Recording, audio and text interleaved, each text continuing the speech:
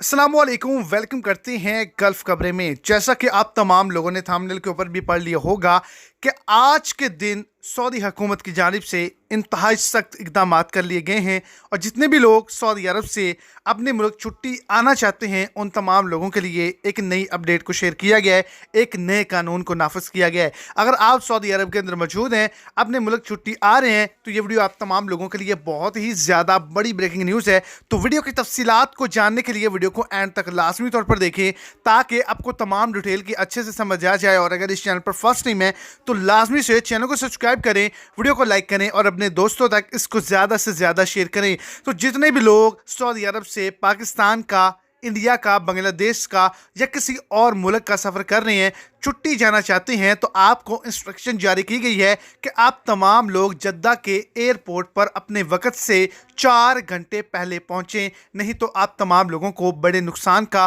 परेशानियों का सामना करना पड़ सकता है।